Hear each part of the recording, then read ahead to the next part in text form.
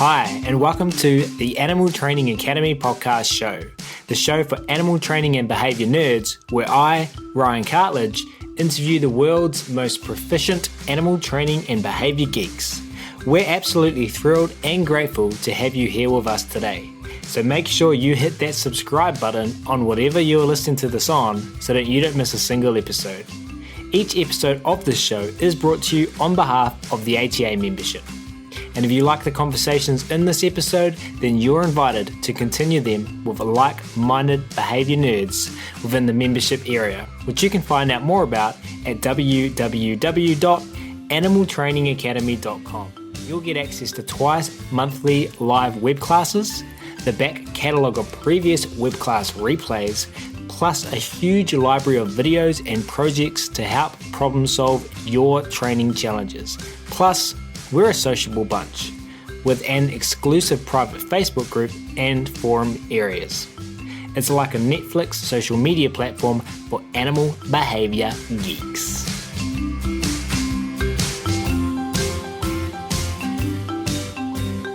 But we will get started on today's episode, which will be part 2 of our conversation with Chris Varnon. If you haven't listened to part 1 already, then you'll be able to locate it as the previous episode to this one in your podcast app.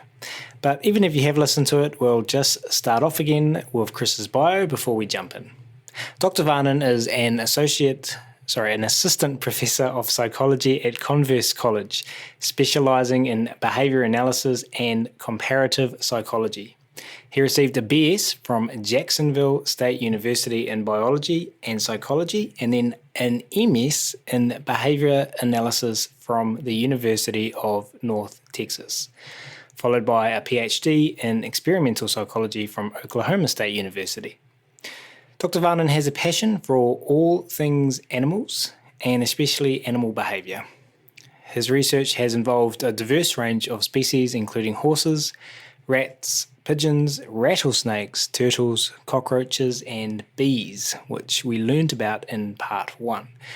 He's especially interested in learning in these non-traditional species, such as the reptiles, amphibians, and invertebrates we just mentioned, as well as how learning interacts with social behaviours. Most recently, Dr. Varnon has become interested in using insects as behavioural and biological models of substance use.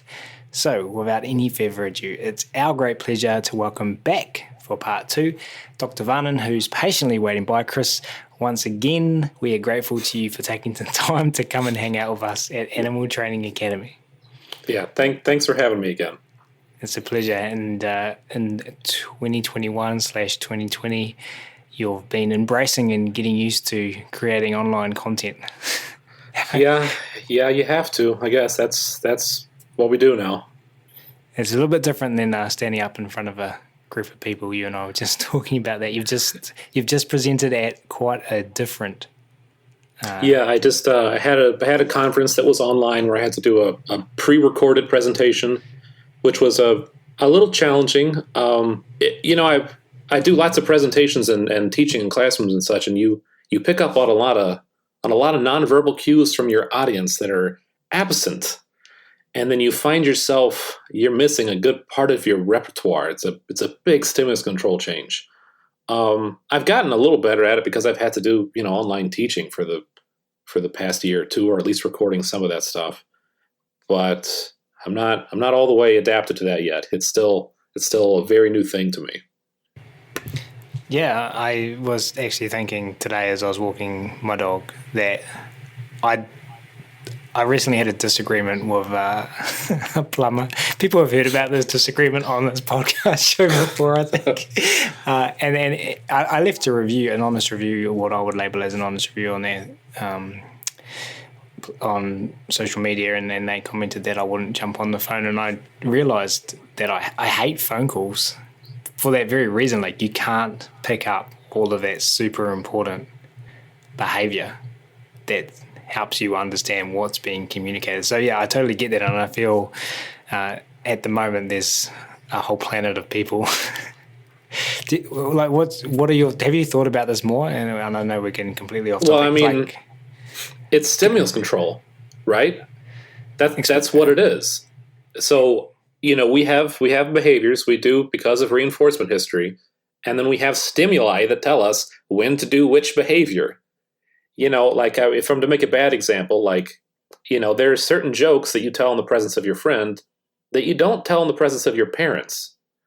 And, the people you see there in front of you in the room tell you which behavior to do. So when you're like teaching, when you're giving presentations, when you're on the phone, and I'm right there with you, man. I used to be good at it, but then I turned, 14 and then I hated it. I don't know what happened. But you lose a lot of cues and you're losing a lot of information. And so that's one reason I'm glad that, when we do this, we still have the video Zoom interaction a little bit that still provides, some cues. That's nice. It's good feedback.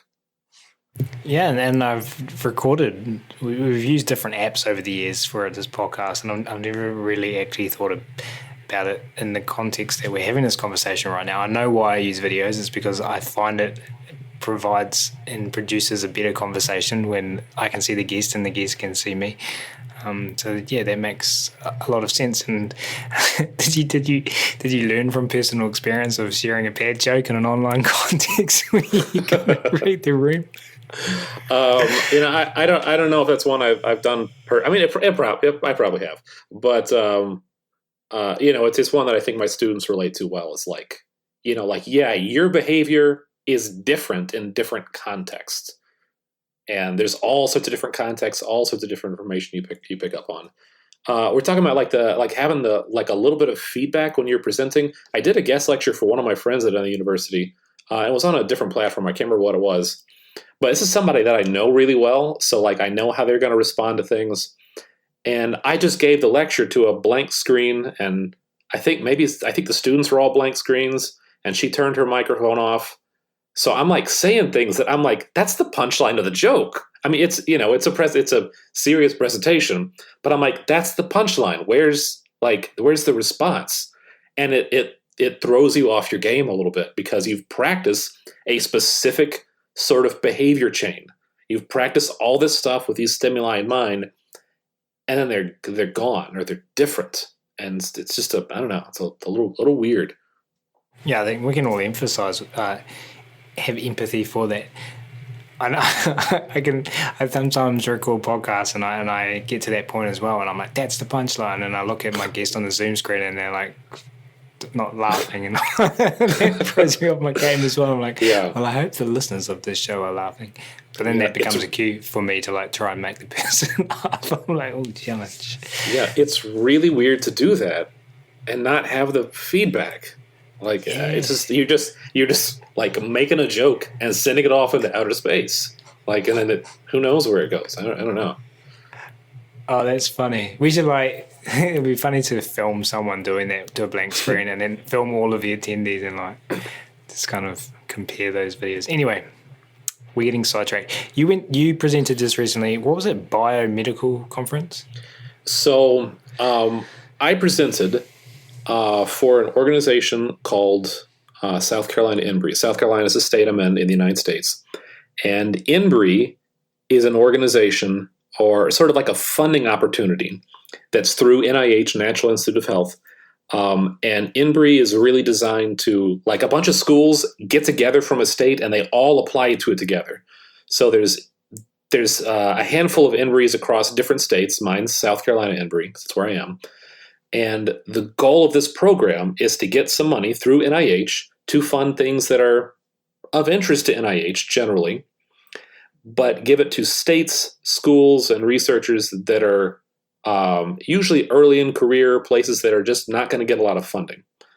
And the idea is if they help you out to get you started, it's sort of like career, it's like faculty development. They want to help you develop your career, and then you will be competitive across the country for all the other sources of funding there are.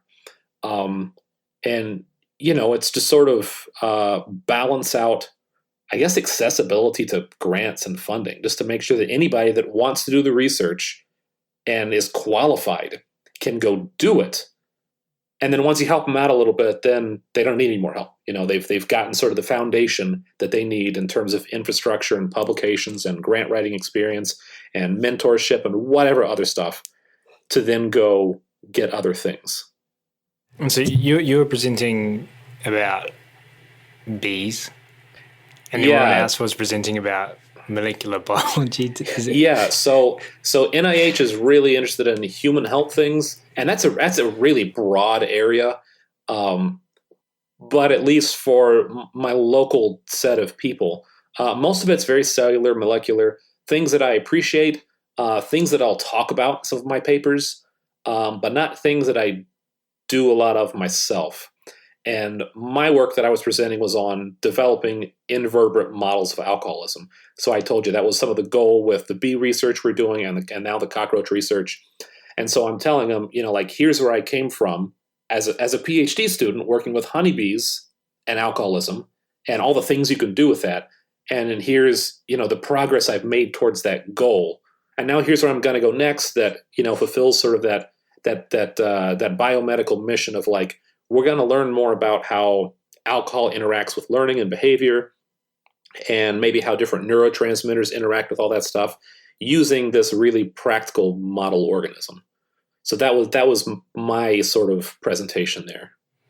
And now that you've explained that in more depth to me, I can see how relevant that was to everyone else in that space. Yeah, and there's other model organisms like that. I may have said last time, fruit flies are a really common model organism. And there's a lot of things we can learn about neurophysiology, genetics, just all sorts of things, because they have a lot of the same proteins, genes, neurotransmitters, all that stuff that we do. It's really similar, but you can have 50 flies in a little jar or whatever, and you can have really good control over their lifespan. You can do breeding projects. You can understand them on a lot better, a lot easier than you can understand something that's a little more complex like a human. So there's benefit of having those types of model organisms. These benefits have been around forever. I'm just going a new direction because I just wanted a model organism with some different characteristics that I thought would be useful. And they're not humans, and they're not dogs, and they're not horses. Right. So there's all the challenges there. Yeah. They're different than what we know before, so there's going to be a lot of little challenges to solve. And we learned a lot about your research and working with a variety of species in an experimental context in part one of this two-part episode. And something that was mentioned numerous times in that first episode was comparative psychology. In your words, all of your interests unified under this theme, and I've got this from your website, so I'll read it out. This biological approach, comparative psychology, assumes that many fundamental behavioral and cognitive processes are conserved across species. Study of multiple species permits an important phylogenetic understanding of behavior.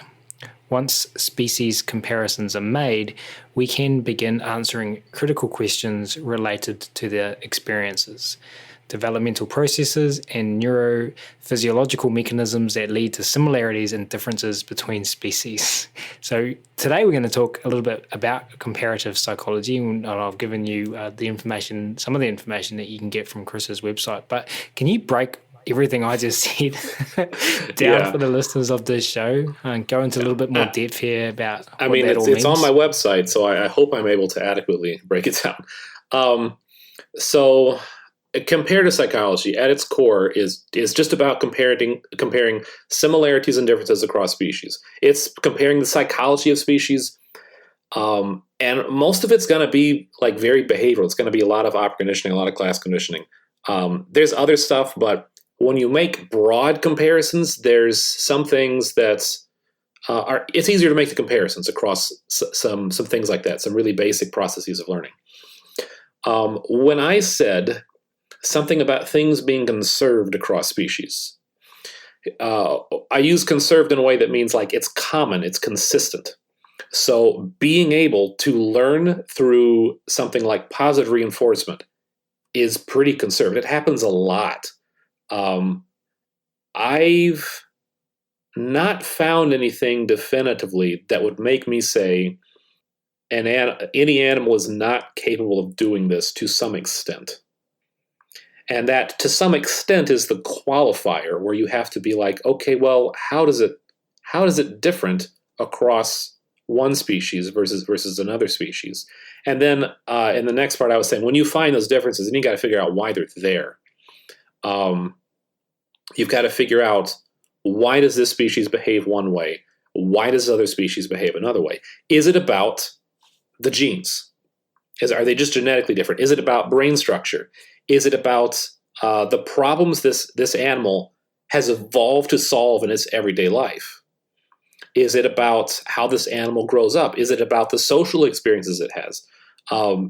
It brings you to like so many other questions. But the first question is, it's really, what are animals like, including people? What are we like? Like, what can we do? What can we not do? How do we tend to behave? What sort of temperaments do we have? What's our memory like? All sorts of those things. Once you find the differences, then you've got a really good way to say, okay, what next? Why are these differences there? So that's sort of what it's about. Historically, it's been kind of an animal psychology field, but in principle, it's not just animals, it's humans, human animals too, because we want to know how we fit in with all these other species. We want to know sort of how all of them are related to each other. And if we are able to do that, and maybe spoiler for later, we haven't. If we're able to do that, then we can really start to understand, the why this has all happened. The why of what has all happened? Like the why one animal is really good at being able to count to 30 seconds in its head, and another animal's terrible at it. No, one species of animals versus another species of animal, or one individual? Right. Well, for the most part, one species versus another species. But you could definitely break it down across breed too. And if you have enough information, I mean, one individual versus another individual is kind of going into animal personality, or I don't know if they're still using it, but some of the biologists used to say behavioral syndrome instead of like personality or temperament. And it's a little different, but it's kind of in the same direction. Like that's still a comparative psychology type thing. All right. Let me repeat back to you what you just told us. I'm prepared to follow up with an example if that helps. Well, I want to. It's all kind of floating around in my head at the moment. So, and I'm assuming for the listeners of the show as well, it might be. And I'm trying to piece it all together to a point that if someone said to me, "Hey Ryan, you just spoke to Chris, give us a definition of comparative psychology," I would be able to effectively teach them something. I don't think I'm quite there yet. The idea is to compare species and to figure out why species do what they do and where the similarities are. Yeah, that's great. Perfect. You got it. Ah, easy. Okay, that was part 2 of it. No, give us an example. Okay. So I'll tell you one example from some of the research that I did. I have to give a shout out to one of my colleagues, David Craig, for this. This is his main thing, was to study perception of time, and specifically fixed interval schedules of reinforcement. This is something that probably a lot of you have heard of or familiar with, but just to refresh, we're talking about a type of reinforcement where the animal must do a behavior to get the reinforcement. So, like a dog must nose touch a target to get reinforcement. Behavior is required. You get the reinforcer, and then you can do the behavior as many times as you want. It doesn't matter until a specific period of time has passed since the last reinforcer. So you might say, I'm going to train, my dog on an FI 60-second schedule, a fixed interval 60-second schedule, which would mean, okay, dog gets a reinforcer for nose touching the targets. The dog can keep doing as much as they want, but I'm watching my stopwatch here. I'm waiting for a correct response to occur after my stopwatch has hit 60 seconds. And then when it does, I'm going to give the reinforcer. If the animal responds too soon, it's fine, doesn't matter. If the animal responds later than 60 seconds, that's fine too. Just, you're not getting anything until that period of time has passed. So what usually happens is animals are lazy inherently. Like it's good to be, everybody's lazy. It's being lazy and procrastinating is a very cross-species thing. It conserves energy. So if an animal has learned, the time interval is 60 seconds, why would it bother to do any behavior until you get to that 60-second interval where now behavior can be reinforced? Anything that comes before it is wasted effort. So animals are maybe not super great at counting in their head, but what you'll see is they won't respond too much at first. Right after they get the reinforcer, they're not really going to be doing a lot. The more time passes, the more they're going to respond, and the more and the more and the more, until right before the reinforcers are available, they're going to be responding a lot. This is a really common pattern. For those of you that are familiar with schedules of reinforcements on cumulative records, you might have heard the term of like scalloped patterns. That's really common to see. Scallop pattern is really just describing in a visual form what I just said. You're going to be responding more and more and more and more and more and more as you get closer and closer and closer and closer to the time when your actual effort's going to pay off. So that's usually what happens. There's tons and tons of literature on this. Skinner, of course, was doing it with rats and pigeons. And he's the guy that, he and some of his colleagues first sort of discovered this, noted this. But there's just been tons and tons of research. And what most animals are going to do is they're not going to be perfect, but they're going to progressively respond more as it gets closer to that time period. Humans will sort of do this too until we get a little older. Then we can count in our head, but pretty much everything else is going to have sort of a gradual increase in behavior as it gets close to that time period. Not wasting any effort, but not timing things perfectly either. And this has been studied in all sorts of birds and mammals that I'm pretty confident saying birds and mammals do this just fine. Well, my colleague David Craig got really into this, and so we went to study this in honeybees when I was doing my PhD. We had a little apparatus for the honeybee where the bee colony is in the field, and they're like flying around, they're getting food, they're coming back, they're doing just a regular bee thing. And we had a little apparatus that if the bees would fly into a little hole in the apparatus, they would get some super concentrated sugar water. So you have to catch some bees while they're foraging, show them this sugar water. They like it. It's more it's better tasting than anything they'll find on their own. It has more sugar in it. It's really good for them. The bee is going to want to go work there, and they'll start coming back and forth between this little apparatus we've set up in their hive. So they've got this trip. They're doing this back and forth all day. And we just set up the apparatus that's like, okay, well, first, we're going to do continuous reinforcement, just like you might train sort of any animal. Go inside this little hole. It breaks an infrared beam. You get a drop of sugar water. Do it again, you get another drop of sugar water. Do it again, you get another drop of sugar water. Once the bees have this, we switched to fixed interval schedules, and we did different schedules for different bees. So I think we were doing anywhere between a 5-second schedule, which is just wait 5 seconds. It's not long. And I think we did up to 60 seconds. So I think it was maybe 5, 15, 30, 60, something like that. We had a couple of groups. And what most animals will do when they're learning this is they'll not be great at it at first, but gradually they're going to stop responding right after they get food, and they're going to wait. They might be doing something else while they're waiting. There's a lot of different behaviors that do occur in those delays, and for you animal trainers, they might be destructive behaviors as well. That happens sometimes. But they'll usually not do that response until it's, getting close to that time interval. Then they'll start doing it. They'll get their reinforcer without wasting too much effort, and the whole thing will start all over again. What the bees did was the exact opposite. The exact opposite of everything else that has ever been reported as far as I know. What they did is they got the reinforcer, and they just kept responding and responding and responding and responding.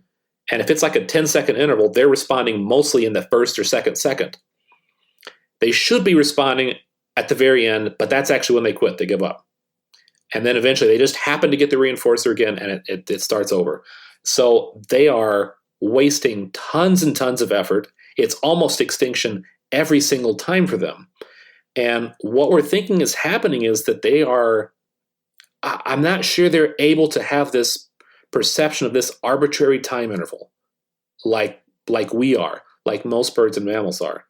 And we actually went and did the same procedure with horses, and the horses do beautifully. They're perfect every time. They do great, exactly what we expected. The bees did not. The bees really, really struggled. So, what we have so far is the literature suggests birds and mammals are able to do this just fine.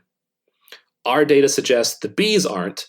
And then so we start to look at, okay, what about other animals? Is there other research on insects and their ability to perceive an arbitrary period of time? I'm emphasizing arbitrary there because they're great at like circadian rhythm stuff, like day-night cycles. They know how to go out and forage when it warms up and come back. But just something like 30 seconds is, they may not be designed for that. But we start looking in the literature for, okay, what literature can we find on other insects, arachnids, anything else sort of in that realm? And there's almost nothing on it. There's very little. There's some things that suggest maybe they're not able to do this. There's one bee study that suggests they could, and it seems kind of cool. It has some different methods, so I'm not fully sure about it. But it was also a really cool apparatus that was only used once ever. And I'm like, if it worked, why not use it again? It sounds really cool. So I'm leaning towards a no with invertebrates. I don't have the full information yet, but I'm leaning towards no. They don't perceive time in the same way we do. And then we're trying to figure out, okay, the birds do it, mammals do it. Pretty confident on that. The literature all points in the same direction. The closest relative of birds is reptiles. And in fact, depending on how you want to categorize things, birds are reptiles. And so then I'm like, okay, well, what about the literature in the reptiles? There's none. Nothing. There's like nothing. So we've got these big gaps in the literature. And what I would like to do is to be able to go and fill in some of these gaps, because I'm confident birds can do this. I'm confident mammals can do this. There's like next to nothing on reptiles, amphibians, fish, and the invertebrate stuff is conflicting at best. So if we can fill in these gaps, and if you know sort of the evolutionary tree of different species, you can point to certain gaps that are going to be important. Then we can start to understand, okay, who does it, who doesn't do it, and now why? Is it something about a warm-blooded animal is able to do this, but a cold-blooded animal can't? Is it something about the brain that reptiles, birds, and mammals sort of all evolve from the same original brain, and other species don't have a brain like that? Is it something like that? Is it just about, well, this species needs to do it in the wild, so it is able to? So it's a lot of stuff we don't know. And one of the big issues with comparative psychology is people haven't filled in the gaps. People just haven't filled in the gaps. It has been very focused on a few species, and it's been such of an issue that editors of the Journal of Comparative Psychology, now I don't think I need to say it, the Journal of Comparative Psychology is about comparative psychology, right? That should be the one that does a really good job at it. Well, the editors have repeatedly had to say, I think one of them said it in like the 80s, another one said it in like the 90s. They have to say, guys, we're not being comparative. We're only studying rats, or we're only studying non-human primates. There's a quote, I can't remember who it's from, but one of the researchers said, we have a plague of rats in comparative psychology. It's not comparative. One of my colleagues, Harley Lang, and I did a literature review, this extending some of the editor's literature reviews from recent years. And even looking at the last, I think we did up to 2016. Yeah, 2000 to 2016. It's still an issue. And the species that we see a lot, rats, pigeons, chimpanzees, zebrafish are becoming kind of common now. So that's nice. The developmental biologists are getting into zebrafish because it works really good for developmental biology research. Like the larvae, you can like manipulate them. You can see what's going on very easily. So they're becoming a little more common. And then the only insect that we saw in more than 10 papers, I think, was honeybees. So one fish, one bee, no reptiles, no amphibia. There's just so much that's missing. And the goal of comparative psychology should be filling in all those gaps, so then we can ask the next questions of like, why can't my bees just wait for 30 seconds? Life will be better if you just wait for 30 seconds. But I'm not sure they're equipped for that. So it's kind of like a saying, well, firstly, let's rewind a little bit. You were saying that you can't think of an organism or species where positive reinforcement doesn't work, but within the confines of that species. That's a super good way of saying it. You're saying, like, if I'm just to reframe what you're saying a little bit, I'm pretty confident positive reinforcement is going to work across anything we're going to call an animal. Maybe when you get unicellular, there may be some other things going on there, but for the most part, I think it's going to work. But yes, you have to think about it in terms of what is that species, what is it suited to, what can it do, what is it designed to do. So yeah, the confines, or sometimes you might say the constraints of that species, biological constraints on learning. That used to be a popular term. And I can see how a species potentially not being equipped, evolutionarily speaking, from their natural history, to count for 30 seconds. There's like a saying that keeps coming to my mind here. It's like you can't judge a fish's intelligence by its ability to climb a tree. Otherwise, that fish will spend its entire life thinking it's stupid. Right. That's very much it. And we have this idea of like hierarchy of intelligence or psychological ability or something like that. We always like to put ourselves like right on top of that hierarchy. Like that's the one thing we can agree on. Oh yeah, humans are the best at everything. But really, all the species we're working with have been evolving like forever. And they've evolved to be in their particular situation, their particular environment, doing what it takes for them. And we've just got to learn to understand that a little bit. But one of the issues is we don't really know what their behavior is really like, a lot of them. So this conversation and what you just said reminds me of reading Franz de Waal's book, Are We Smart Enough to Know? I can't remember the title of it. Are we smart enough to know how smart we are? Something along those lines. Does this help us understand bees? Or does it help us understand us? Or does it help us understand other species? Yes to both. Yes to all. Something else? Like what is apart from research and finding things out, what is the overall big question here? What is your motivating? Well, I mean, I'd say for the field, yes, it helps us understand bees. It helps us understand us. It helps us understand different species. Because, what is a species? It's defined by its differences from other species.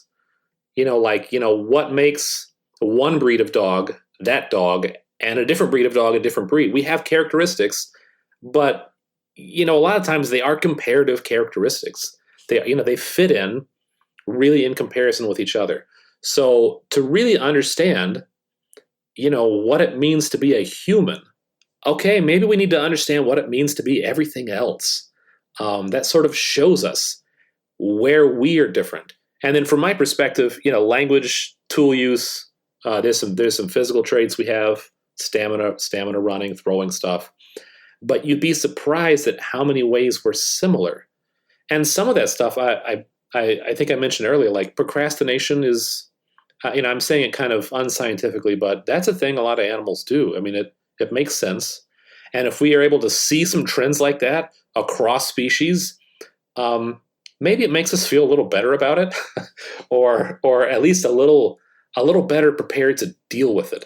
So I'm always telling my students, like I know how they are. Like I know what you guys do when you're not in class, and I know it's not studying, and I know it's not doing the assignment right after it was assigned. Like I know what it is to do something at the very last moment.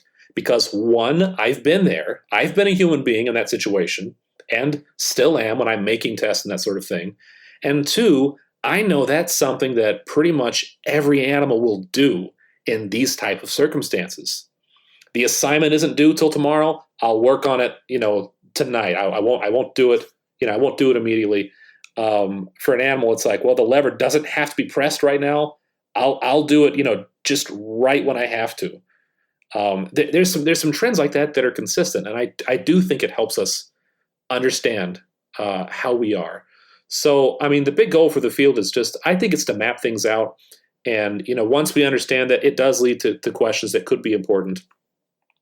And if like we want to study, like memory, how memory works, well, it would be cool to compare different species that are similar, but one has a really good memory, one has a really bad memory. We might learn something about how the neurons work from that. That might lead to some other interesting things.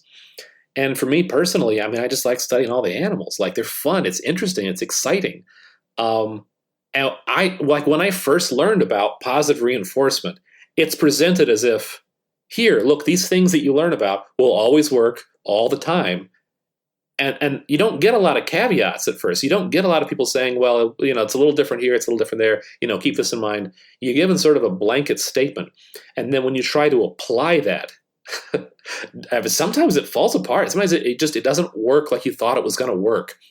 And I think it's exciting to learn about the whys of that. Like what are all the little hidden rules that nobody ever tells you at first. I just think it's exciting.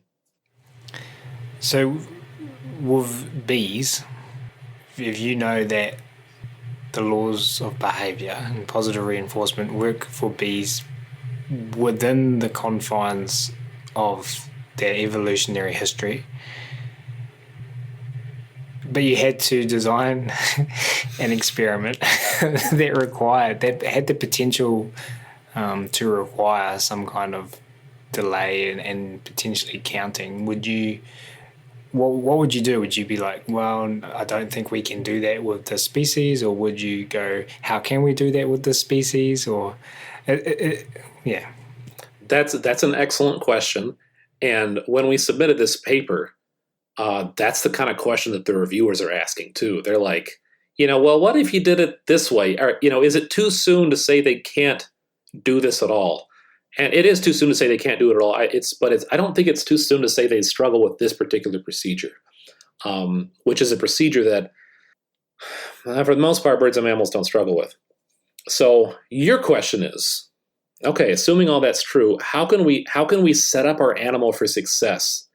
Which is really something that if you're training animals, whether it's your pet or your students or your significant other, whatever, or yourself, setting them up for success is that's really important. So I've had better answers to this at certain periods of time where I was closer to having just completed the research. But from the perspective that I'm thinking about it, I have to think of what activity is the bee doing that we could use for this task. And we sort of already intercepted, and I like that term here, we intercepted the behavior the bee already does of getting food and coming back. I think it still has to be within that paradigm. To make it something maybe a little more suited for the bee, and I'm not sure if I came up with this experiment before or not, it might be possible to do something like have them fly to an apparatus or even to a room, you can have them do that, that has a bunch of little artificial feeder targets in it. And after you get one, that particular one is not going to be available again for 30 seconds, 5 seconds, whatever. But there's a bunch more that are available. So give them a behavior they can do during that period and then see if they learn to return to the first one after that interval passes. I'm also thinking about maybe the time intervals need to be tweaked. We ran into an issue where it takes the bee 2 seconds to eat all the food. So the time interval can't be too short. But that may be a thing that you could tune. And for invertebrates and reptiles and amphibians and fish, cold-blooded animals, I'm really, really interested in how their temperature affects their perception of time. So warm-blooded animals, birds, mammals, we maintain our own body temperature. If we get too hot, we have ways to cool down, we'll sweat and that sort of stuff. If we get cold, our muscles will shiver, our jaw will chatter to help warm us up. We have a lot of little mechanisms like that. And I think that keeps us sort of at our metabolism is sort of pretty much a consistent level. With cold-blooded animals, they've got to bask to warm up so they can, increase their body temperature if they need to. They've got to go hide in the shade or in a burrow to cool down. They've got ways to do it, but it's not as sophisticated as what we have. And I think that could affect sort of how they perceive passage of time. And I've seen a little bit of literature on some physiological things like that even suggest like the way their senses work actually are going to slow down a little bit when they're cold. So they may not be even seeing things the same way when they're cooler. I think that would be something interesting to look at, and maybe we just missed whatever that window is for them, and it may be a relationship between, the kind of task, the amount of time, and even their temperature and how that has to be for them to sort of perceive that time. But those are the kind of things that I'm thinking about. If I was doing it again with bees, I would probably go in that direction. It is something that I would like to start doing with other insects, but I just haven't had the chance to. But that's fairly high on my list of things to do. Just because I told you, birds and mammals, the literature is extremely consistent, but there's all these gaps every other place, and I'm skeptical. Also, just having worked with some of them, there's a lot of things I'm skeptical about. Just because you see it, you build some intuition. And intuition's really useful, but you have to test it eventually. And so a lot of the stuff it just hasn't been tested. But I think there's important things to be learned there. Can you think of any examples where a comparative psychology framework? And I know you said that a lot of it's like there's a rat plague and potentially a pigeon plague in the comparative psychology discipline. But can you think of any examples where it was thought that via some research, a particular species didn't fit into the norm? Like most animals can count, but we found this species can't because of this research.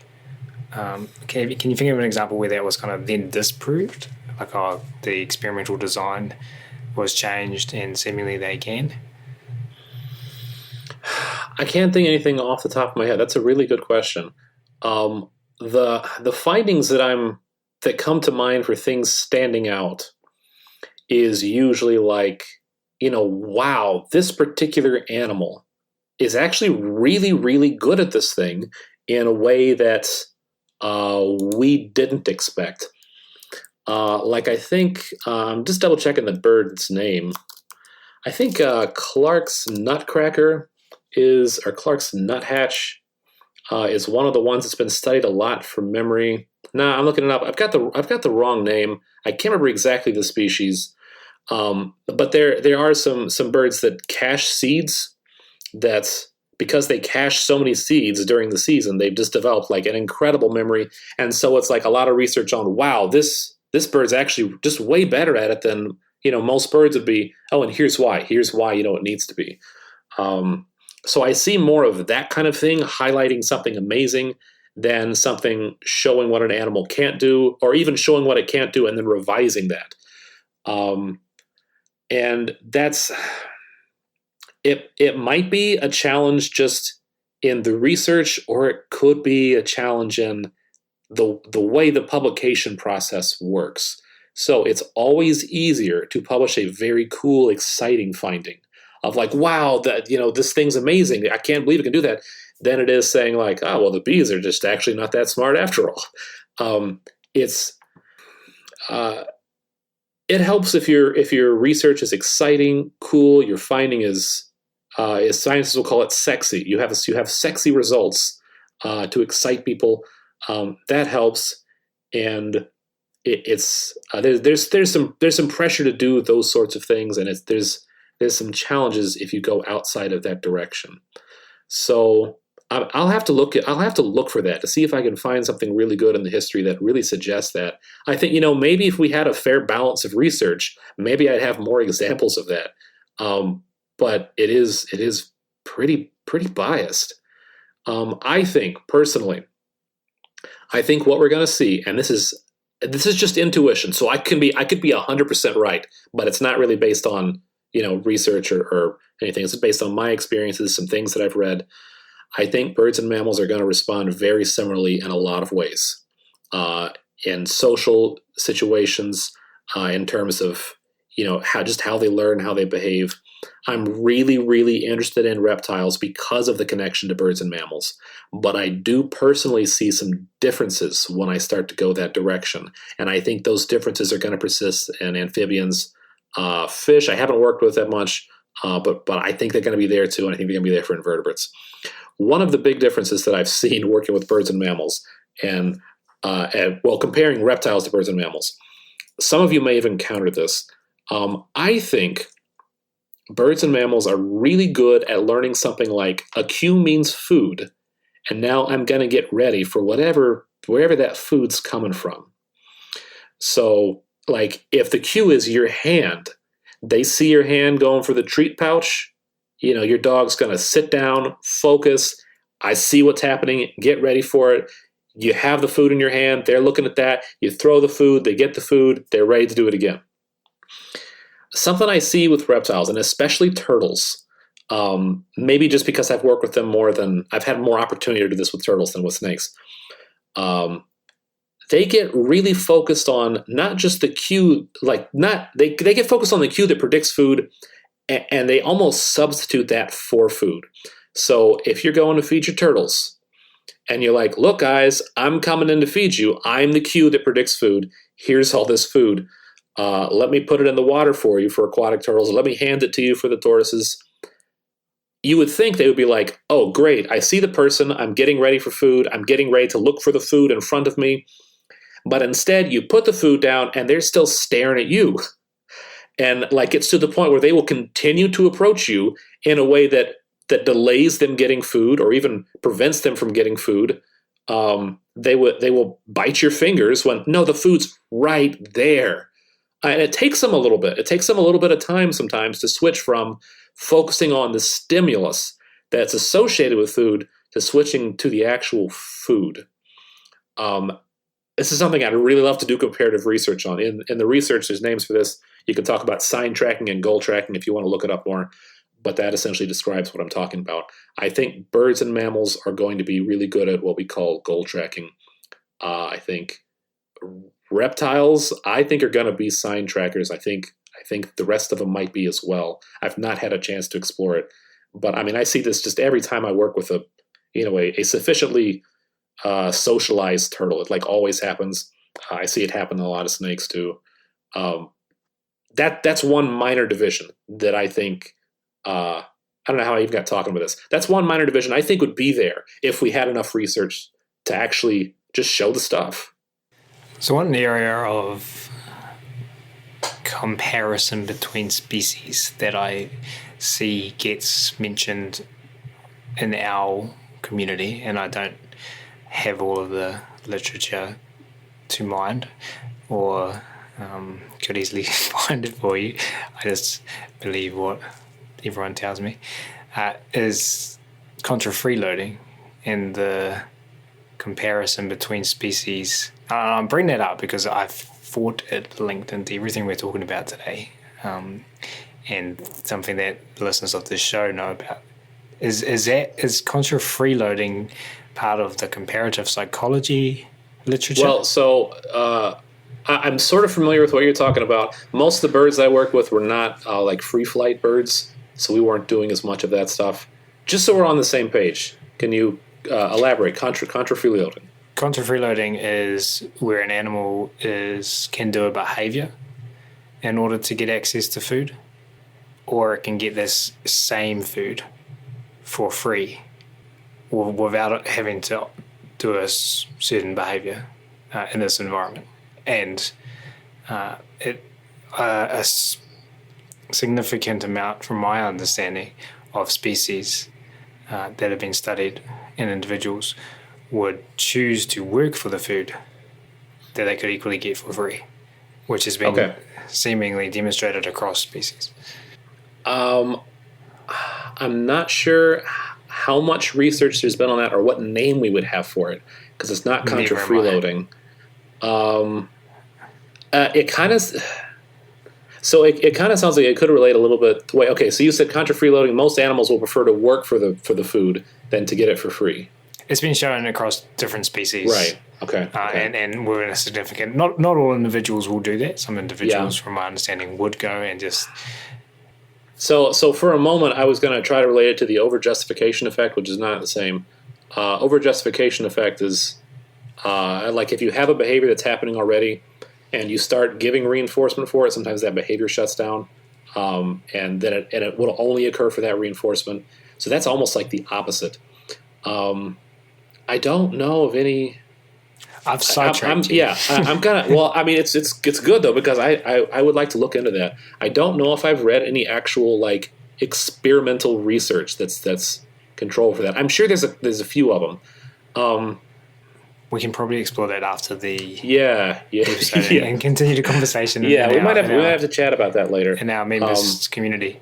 I know that there'll be. I feel confident, I should say. Yeah, and the blanket statement you're going to get is it makes no sense to do the behavior for food if you get the food for free because it's wasted effort. But on the other hand, species sometimes have repertoires that just, it's like they want to come out. You ever seen an animal play? I mean, like you do things that don't seem to have a very clear, explicit reinforcer, but it might still be there. Like there might still be something else there that we're missing. And I think that's the case with a lot of animals. Like it's not just about the food you take from your hand and give it to the animal. There are other things that maintain the behavior that are just a little easier to miss, a little more subtle. Well, I'm getting the feeling that what I'll take away from this conversation today, and I feel that it will be something I'll think about a lot over the coming while, but is to expand our perceptions. Like, I was thinking about that earlier statement I said that if you judge a fish's intelligence by its ability to climb a tree, or to spend its whole life thinking that it was dumb, and I was like, this is totally weird, but like, what if like a bunch of bats decided to study humans and they were like, but they can't echolocate, they must be stupid.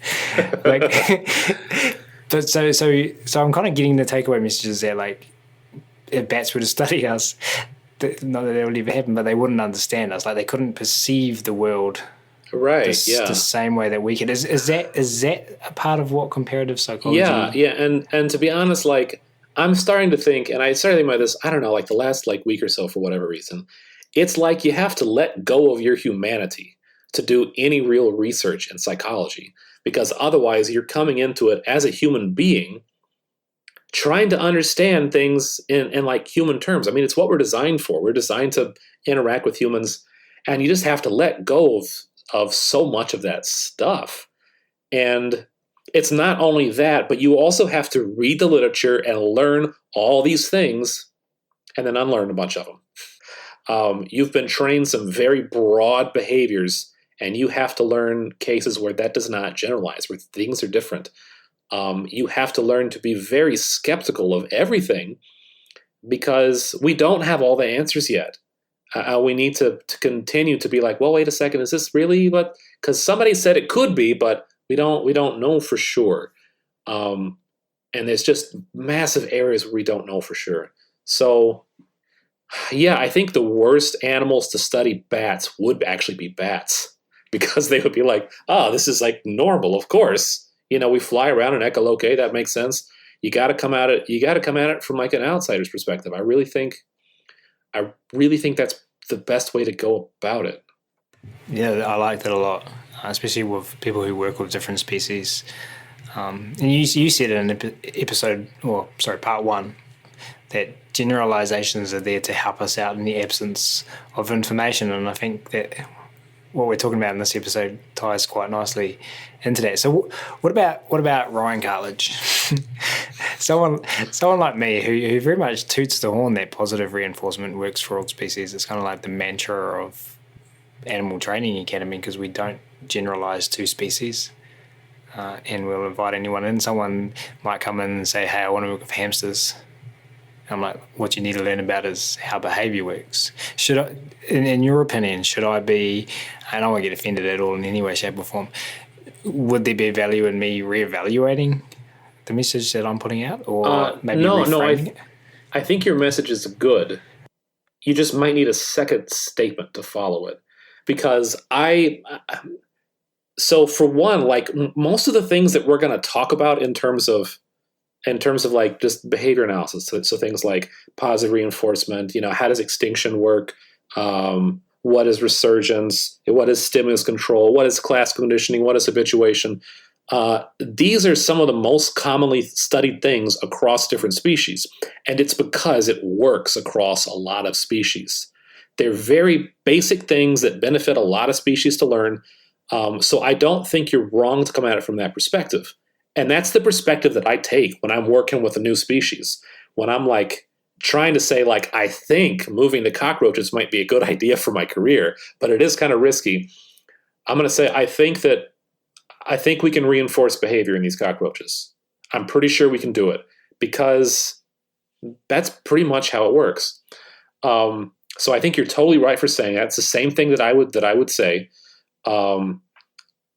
I would add the caveat that, like, most of what we know comes from these guys. So the farther away whatever animal you're working with gets from these guys, the more you might have to do reinforcement, but also watch and observe and just be super patient and try to figure out if what you were told maybe is a little different than reality, because nobody's going to know until you actually go and do it. You have to be willing to teach yourself a little more. Start with the basics, and then learn your species, your individual, your breed. And I'm sure, like your listeners that have worked with different breeds, different individuals, like that you have to that's your first thing. You've got to understand, what exactly am I working with?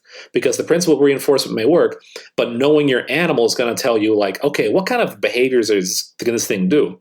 How fast do I need to deliver my reinforcement? What sort of tolerance do I have there if I'm sort of being sloppy in my training? What sort of reinforcers work? How many reinforcers can I give this thing before it's full? Like, what is the scope of this individual? So you're doing that anyway. The only thing you have to add is, well, the further you go from birds and mammals, the less people you'll have to talk to tell you, like, oh yeah, this is a good idea, this is a bad idea, and the more work you'll have to do for yourself. So I think it's still a good approach, and it's still one that I use. I'll put a little asterisk under it with terms and conditions, and then when someone comes to me and says, "What about Ryan? You told me that it works for all species," and I was like, "You didn't read the terms and conditions." Or alternatively, it does work, and you did it wrong, which is like maybe the thing with the timing with the bees, maybe there is something there, and when we did it wrong. Yeah. Like, could there be some form of, and you highlighted a couple of things that you could change. Well, I had some better experiments ready years ago, but moments passed. So all of the stuff we talked about today, comparative psychology, and as you've mentioned, there's a lot of work to be done with different species and different behaviors and different things to compare, basically. Why is this important to us? Is it important to us? Is it something that we should think more about, us working with behavior and training non-human species? You said and training other humans? Non-humans. Oh, not humans. Okay.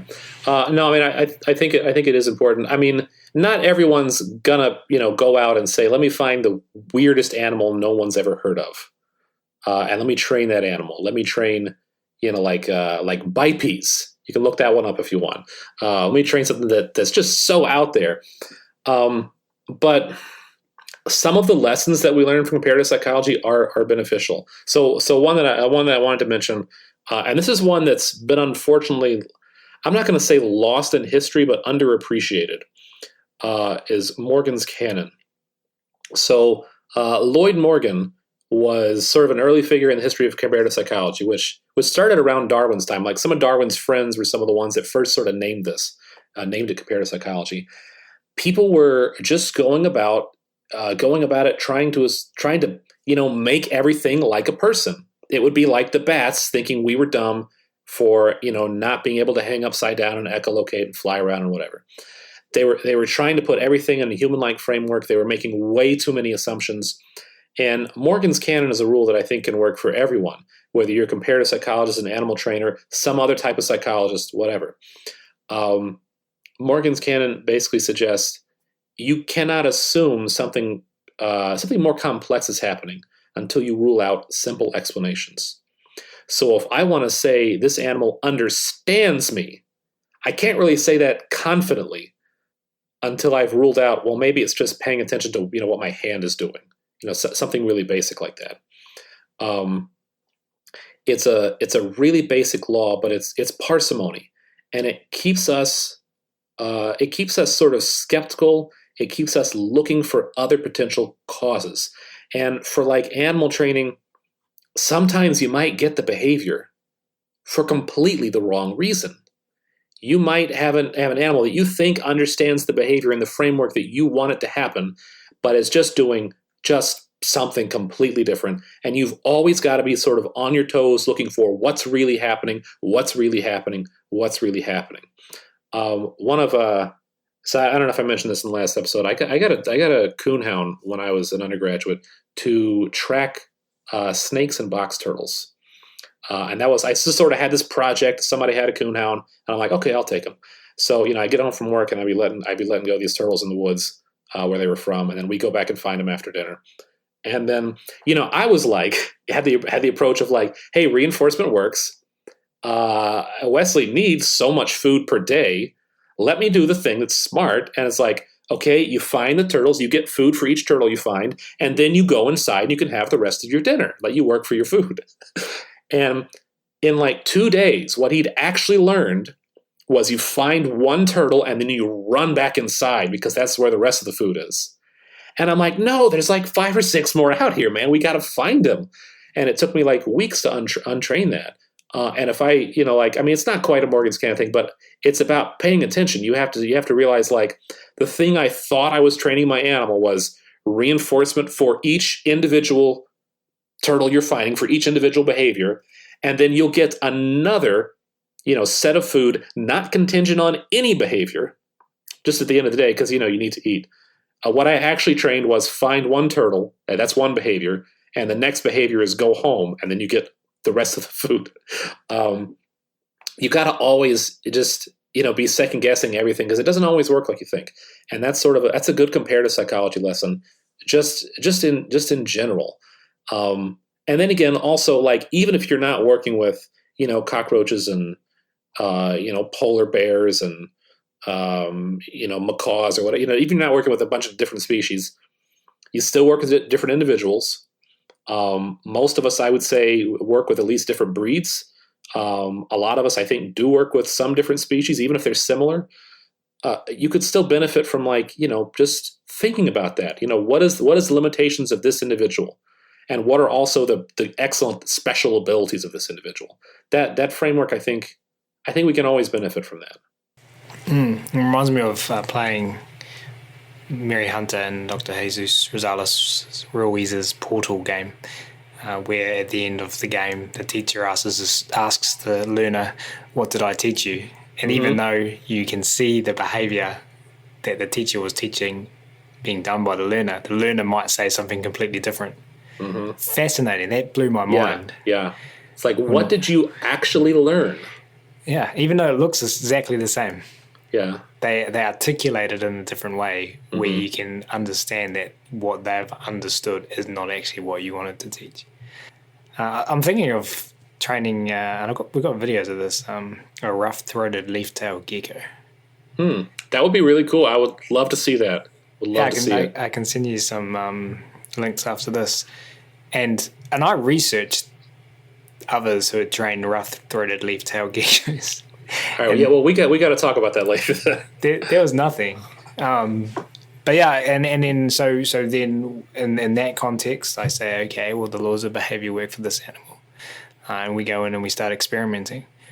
But I think what you said about observation is super important because what we saw when we filmed it back, its eyes are as camouflaged as the rest of his head. Like you can't, like just looking at it, you can tell the eyes are there, but they got exactly the same pattern. Yeah. So we were focusing on head movement to kind of hypothesize where its focus was. But when watching it back, you can see the little slits of his eyes kind of just adjust quickly, and then the head moves. So we started focusing on eye movement. but then we couldn't. It was very challenging to get this animal to consistently actually get the food because there's a strike. Anyway, we're getting distracted. Hey, thanks for all of that, Dr. Varnon.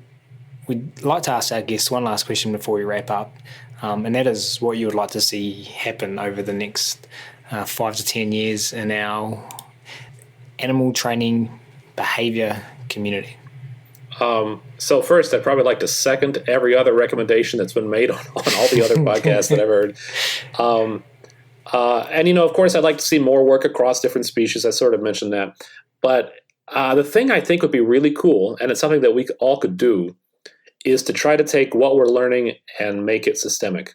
So we're talking about animal training. And I'm assuming it's a lot of people training their dogs, training their horses, training their birds. But you know what? We can use that everywhere. And I think we really should.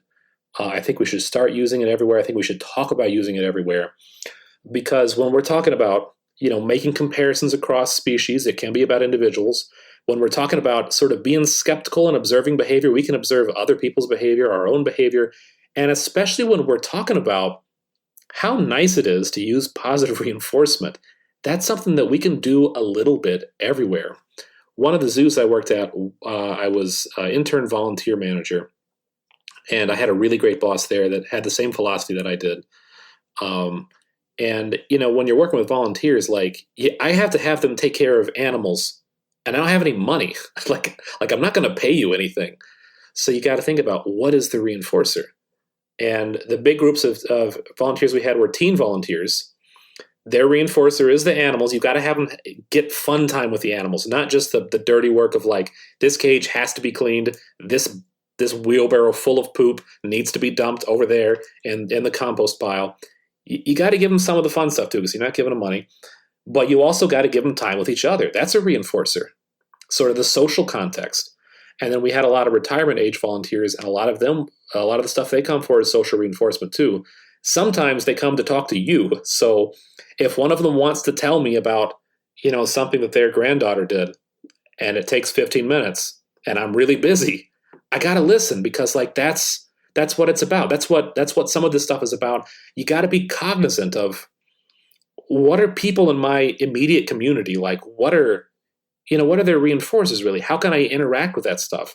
How can I sort of, do the thing that's hard to do, take a step back, look at things objectively, and think, how can I reinforce behavior in a way that helps people? How can I set people up for success? It's also my philosophy as a teacher, because I'm teaching these kids to do some hard stuff, and they get really good at it. But I can't start at the very end and overwhelm them. I've got to go step by step by step. It's shaping. All good teaching should be shaping. And I just think a lot of the things that we've learned, you've got to be willing to apply them everywhere. It will take so much patience, because we get frustrated, we get angry, we get emotional. But to let that go and to do your best to be like an everything trainer. And even in situations that maybe you're not interacting with someone, but you're learning what they're like, do your best to maybe not get mad about it and try to understand, where could that behavior have come from? How does this behavior actually work for them in its own weird little way? I think I'm really an advocate, we should be teaching this stuff in elementary school too. If we, are able to sort of take the things that we're learning and apply them to our everyday lives, our everyday interactions with people, our everyday, ways we set up our own life, I think we can really benefit from that. And I think just the world in general would be a better place if everybody did that a little bit. So that would be, it's not quite the animal training world, but all you animal trainers out there, you're the ones that are going to be able to do this, and it's going to make everything better. So go do that. Amen. Hey, has studying comparative or being so invested in the literature and doing research yourself, has that aided in your compassion and empathy, which I think are traits required to not get mad and slow down and understand there's reinforcement for behavior? Has it helped you become more compassionate and empathy for humans? to develop those two traits? Probably not doing the research, probably not doing the literature, but actually doing the training. And just depending on what kind of research you do, you may or may not actually be training animals, shaping things, doing something like that. But I mean, like you learn the most stuff from like your first dog. I mean, like your first animals, your first students, and also your best teacher. That's where you get all the stuff from. So it's those interactions, and it's the challenging ones where, like I was telling you about my dog, and it's like, one day it's hot. My dog's like, well, I don't want to do it. And I'm like, but there's turtles out there, man, that I need to get back because like I want to keep doing this. And I'm also looking at one right there, like, please, just go show me that one turtle that's right beside you, and then we'll go back inside. But you've got to learn that like all this emotion I'm feeling cannot be seen. It needs to not be felt, but it also cannot be seen because your animal's going to respond to that too. So, I think I've developed a lot as a person from some of this stuff, from, I guess, animal training and from teaching. The literature sort of informs me about how things should be, how things should work, but it's not the same as actually the experience. You need to be shaped. You need to have that experience. And just, read the literature to make sure you set yourself up for experiences that shape you in the right direction, not to shape you into being like some impulsive, aggressive, super angry, lack of understanding person. So you can learn from, like the sort of things you read, but the experiences, I mean, they can really change you. So I think I benefited a lot from it. Got it. Don't be a super angry, lack of understanding person. Yeah. Hey, thanks so much for sharing everything today, Chris, and in our last episode as well. Just before we do officially wrap up today, can you just remind everyone listening where they can go online to get in touch, find out more about what you do? So I have a website, cavarnon.com. You can find stuff there. My email address is there. If you want to just do a web search for Chris Varnon behavior analysis, you'll probably find me. Or I'm at Converse College right now, so Chris Varnon, Converse College, you'll find me. I'm doing okay. So if you just do a search for Chris Varnon, I'm usually pretty high up there now. Used to not be the case, but I'm doing all right now. I'm pretty easy to find. And if anybody wants to talk about anything, I don't care how weird it is. Like, I mean, okay, I do care. I take that back. If anybody wants to talk about anything take that back. About any like animal training stuff, I mean, I'm happy to chat about whatever. It's that's part of the reinforcer for me. Wonderful, and we will, of course, link to all of that in the show notes for you listeners. Hey, Chris, this has been a ton of fun. So from myself and on behalf of everyone listening, we really appreciate you taking the time to hang out with us today. Thank you so much. Of course. Thanks for having me.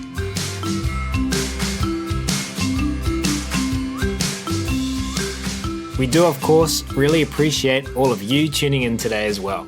And if you have enjoyed this episode and you were interested in carrying on the conversation about working with our animals in the most positive, funnest, choice-rich ways, then as mentioned at the start of this episode, the Animal Training Academy community is waiting for you.